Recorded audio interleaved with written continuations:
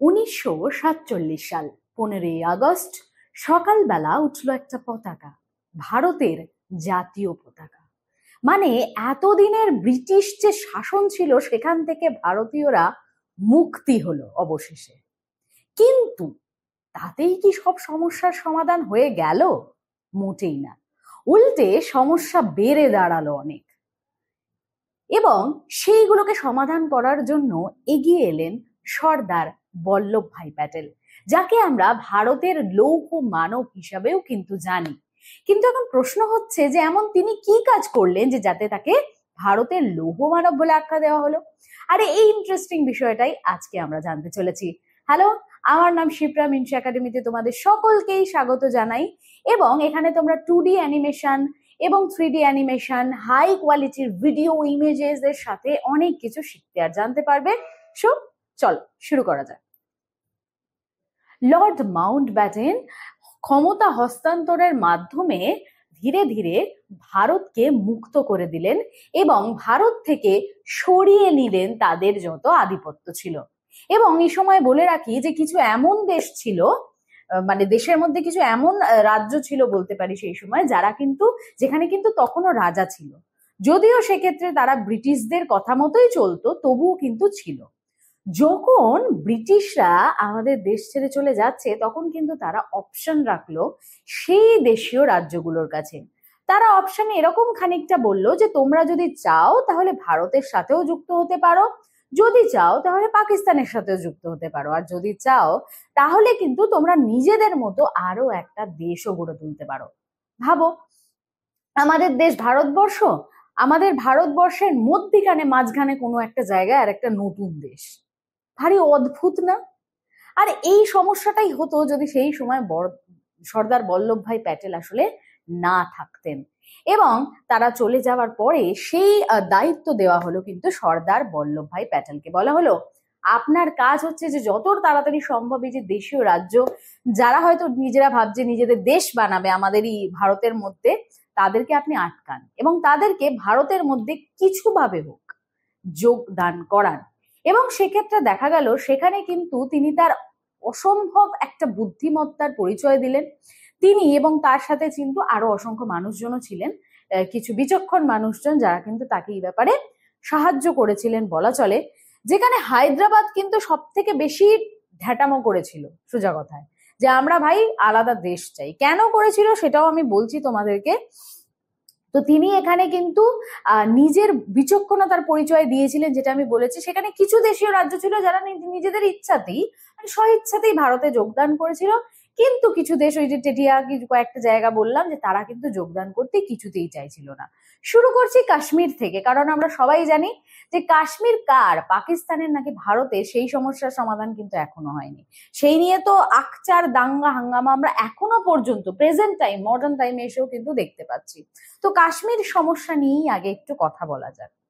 তো দেখতেই পাচ্ছ যে কাশ্মীর হচ্ছে এই পোর্শনটা, যে সিচুয়েশনে ওটা রয়েছে, এমন পজিশনে দেখলে মনে হয় যেন পাকিস্তানের সাথেই যাবে। এবং বলে রাখি, কাশ্মীর কিন্তু প্রথমে এটাই ভেবেছিল যে তারা আসলে পাকিস্তানের সাথেই চলে যাবে এবং পাকিস্তানের হয়ে যাবে। কিন্তু আলটিমেটলি যখন তারা ভেবে দেখলো এবং যখন দেখলো যে দেশভাগ হয়ে গেল, মানে পাকিস্তান আলাদা হচ্ছে বা ওদিক থেকে বাংলাদেশ পাকিস্তানের আন্ডারে তখন চলে যাচ্ছে, সেক্ষেত্রে তারা দেখলো যে আমরা আসলে ভারতের সাথেই যাই। এখন কথা হচ্ছে যে তারা এরকম ভাবলোই বা কেন? আগে তো ভাবলো যে পাকিস্তানের সাথে যাচ্ছে, তাহলে এখন কেন ভারতে যোগদান করার কথা ভাবলো? আসলে তারা দেখলো যে আমরা যদি পাকিস্তানের সাথে যাই এবং সেখানে যেহেতু মেজরিটি হিন্দু বেশি, মানে পাকিস্তানে অ্যাকচুয়ালি মুসলিমের মেজরিটি বেশি, সেখানে গেলে হয়তো আমরা আমাদের কালচারটাকে ধরে রাখতে পারবো না, যে ট্র্যাডিশনটা সেটাকে ধরে রাখতে পারবো না। যেহেতু ভারত একটা নিরপেক্ষ দেশ, তাই জন্য ভারতেই যাওয়া উচিত, তাহলে আমরা আমাদের অ্যাটলিস্ট কালচারটাকে, ট্র্যাডিশনটাকে ধরে রাখতে পারবো। এবং সেই ভাবনা থেকেই একদম যখন দেশ ভাঙা হচ্ছে সেই মুহূর্তে কিন্তু তারা ডিসিশনটা বদলে নেয়। এবং এখানেই খানিকটা পাকিস্তানের রাগ বলতে পারি, যে তারা কেন এই সিদ্ধান্তটা নিল, কেন তারা পাকিস্তানে আসবে বলেও এলো না। এখান থেকেই হয়তো দ্বন্দ্বের শুরু, যার পরিণাম কিন্তু এখনো আমরা ভুগছি। তো স্বাধীনতার পরে জম্মু কাশ্মীর যে জায়গাটা আমি দেখালাম, এই পজিশনটা, তাদের কিন্তু তৈরি হলো একটা জটিল পরিস্থিতি। তারা চাইছে ভারতে ঢুকতে, কিন্তু পাকিস্তান তাদেরকে কিছুতেই ঢুকতে দেবে না। এবং সেই সময় বলে রাখি যে এই যে কাশ্মীর, সেখানকার রাজা ছিলেন কিন্তু মহারাজা হরি সিং। তিনি নাম শুনেই বুঝতে পারছো হিন্দু ছিলেন, কিন্তু সেখানকার মানুষজন, অর্থাৎ কাশ্মীরের যদি বলি, সেখানকার সেই সময় মানুষজন ছিল কিন্তু বেশিরভাগই মুসলিম কমিউনিটি থেকে, এবং তারা অবশ্যই পাকিস্তানেই যেতে চাইছিল যেহেতু তারা মুসলিম। কিন্তু রাজা হরি সিং কিছুতেই তিনি চাইছিলেন না যেতে দিতে, কারণ কিছু হিন্দু মানুষও ছিলেন। এবং সেখান থেকে দাঁড়িয়ে তার এই সিদ্ধান্ত। সেই সময় পাকিস্তানে শুরু হয় বদমাইশি। সেখান থেকে তারা কি করে, হানাদারদেরকে ওই জম্মু কাশ্মীরের যে বর্ডার এরিয়া সেখানে পাঠাতে থাকে, এবং ক্রমাগত একের পর এক তারা আক্রমণ করতে থাকে, যেটা দেখে কিন্তু মহারাজা হরি সিং খানিকটা ভয় পেয়ে যান, এবং তিনি চলে যান ভারতীয়দের কাছে, মানে ভারত সরকারের কাছে, এবং সেখানে গিয়ে ভারত ইউনিয়নে তিনি যোগদান করলেন। সেখানে যারা হিন্দু পণ্ডিত ছিল তারাও বলল যে আমাদের একটা দাবি রয়েছে যে কেউ বাইরের থেকে এসে কিন্তু কাশ্মীরে কোনো জায়গা দখল করতে পারবে না। রাজা হরি সিং সেটা মেনেও নিলেন এবং তিনি ভারতের ইউনিয়নে যোগদান করলেন। সেক্ষেত্রে ভারত অবশ্যই তার যে সহযোগিতার হাত বাড়িয়ে দিল। 1947 সাল 27 অক্টোবর ভারতীয় সেনাদেরকে কাশ্মীরে পাঠানো হলো যে দাও তোমরা গিয়ে কাশ্মীরকে অ্যাকচুয়ালি প্রোটেক্ট করো, তাদের প্রতিরক্ষা করো। এবং সেই সময় ভারত চাইলো যে তাহলে একটা ভোট হোক যে পাকিস্তান কোথায়, মানে পাকিস্তানের আন্ডারে যাবে কাশ্মীর নাকি ভারতে আসবে, সেই নিয়ে একটা ভোটাভুটি হোক। কিন্তু অবশ্যই পাকিস্তান সেটা কেন হতে দেবে, হ্যাঁ, কারণ সে জানে যে হেরে যাবে। সেক্ষেত্রে ভোটটা কিন্তু আর হয়ে ওঠেনি, এবং সেক্ষেত্রে কিন্তু আমরা দেখছি যে এখনো কিন্তু কাশ্মীরের যে সমস্যা সেটা কিন্তু কোনো রকম সমাধান হয়নি। এবং এই প্রসঙ্গে চলে যাই এবার আমরা সোজাসুজি হায়দ্রাবাদে। হায়দ্রাবাদও তো এরকম চেয়েছিল যে নিজেদের একটা দেশ বানাবে বা পাকিস্তানের অন্তর্ভুক্ত হবে। সেক্ষেত্রে কি সমস্যা হয়েছিল চলো জেনে নিই। এই যে পোর্শনটা, এটা হচ্ছে হায়দ্রাবাদ। ধরো ভারতের মাঝে এরকম একটা দেশ রইল, সেটা তো একটু অদ্ভুত দেখতে লাগছে না? তো এই হচ্ছে হায়দ্রাবাদ, এবং সেখানকার রাজা কে ছিলেন সেটা আমরা জেনে নিই। সেখানকার নিজাম ছিলেন কিন্তু ওসমান আলী খান। নাম শুনেই বুঝতে পারছো যে তিনি কিন্তু ছিলেন একজন মুসলিম। এবং এখানে একটা মজার বিষয় হলো ঠিক উল্টোটা, মানে এখানকার যে প্রজারা, জনগণ, তারা কিন্তু ছিলেন আসলে হিন্দু। তারা চাইছিলেন ভারতের সাথেই যাবেন, ঠিক আছে, যেহেতু তারা হিন্দু। কিন্তু ওসমান আলী খান তিনি তো রাজা, তিনি কি করে নিজের সমস্ত অধিকার ছেড়ে বলবেন যে হ্যাঁ যাও তোমরা ভারতের সাথে চলে যাও? তিনি নিজের অধিকারটা বজায় রাখতেই চাইছিলেন। এবং সেক্ষেত্রে দাঁড়িয়ে কিন্তু তিনি কিছু প্ল্যান করলেন যেগুলো খুবই বাজে প্ল্যান ছিল, ঠিক আছে। কিরকম প্ল্যান করলেন, যে তিনি বললেন যে আমি ভারতের আন্ডারে কিছুতেই যাব না, এর জন্য যা খুশি করতে হয়, যে প্ল্যান করতে হয় সেটাই আমরা করব, কিন্তু ভারতের আন্ডারে আমি কিছুতেই যাব না। সেইখানে শুরু হলো তার বন্ধুত্ব পাকিস্তানের শায়েক আলীর সাথে।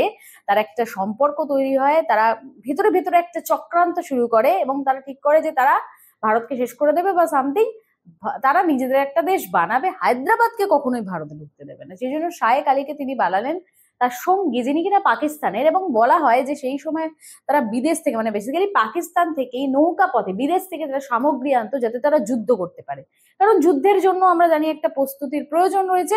সাধারণ মানুষ দেখলো যে বিপদ সংকুল পরিবেশ, এখন তো যুদ্ধ লাগতে চলেছে, তাহলে প্রচুর মানুষ হলো সেই সময় হায়দ্রাবাদ থেকে ছেড়ে ভারতের অন্যান্য জায়গায় চলে যেতে শুরু হয়।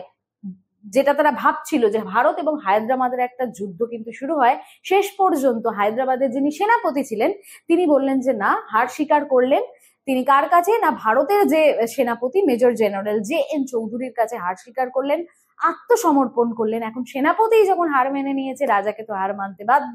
শেষ পর্যন্ত দেখা গেল যে নিজামও হার মেনে নিল, এবং ফাইনালি হায়দ্রাবাদ, যেটা কিনা আলাদা হওয়ার প্ল্যান করছিল, সে কিন্তু ভারতেরই অন্তর্ভুক্ত হলো। এবং ভবিষ্যতের দিকে যদি তাকিয়ে দেখি, সেটা কিন্তু বর্তমানে তেলেঙ্গানা নামে আমরা জানি।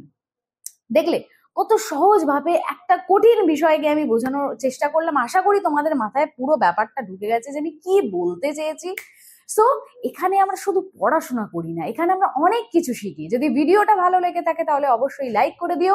যদি এই ভিডিওটা তোমরা ইউটিউবে দেখছো তাহলে সাবস্ক্রাইব করো, যদি ফেসবুকে দেখছো তাহলে ফলো করতে কিন্তু ভুলো না।